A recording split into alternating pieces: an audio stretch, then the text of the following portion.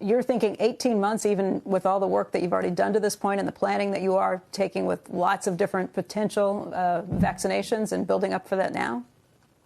Yeah, so there's an approach called RNA vaccine that people like Moderna, CureVac, and others are using that in 2015, we'd identified that as very promising for pandemics and for other applications as well.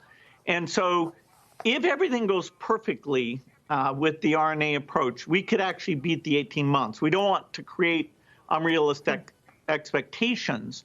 The efficacy of vaccines in older people is always a huge challenge. You know, it turns out the flu vaccine isn't that effective in elderly people. Most of the benefit comes from younger people not spreading it because they're vaccinated, and that benefits on a community basis the elderly.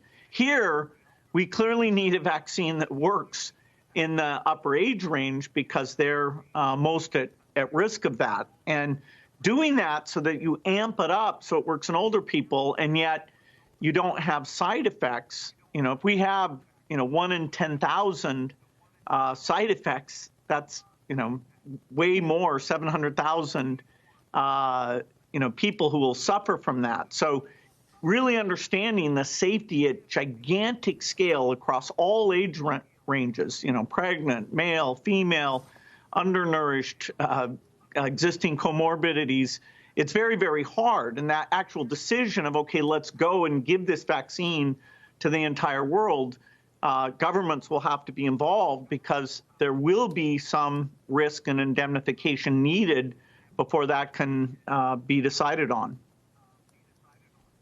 Let me ask you sort of rapid fire, a bunch of questions that we get different answers from depending on every person we ask, but I think you have better sources. What is the mortality rate? What is happening right now?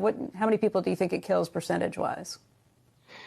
Because you don't see all the cases, you get the denominator wrong. It's clearly, 1%, 1.2%. Germany is a great example where they got their testing act together and they have interventions, and they're at about that rate. The China data after the Wuhan overload came in at about that rate.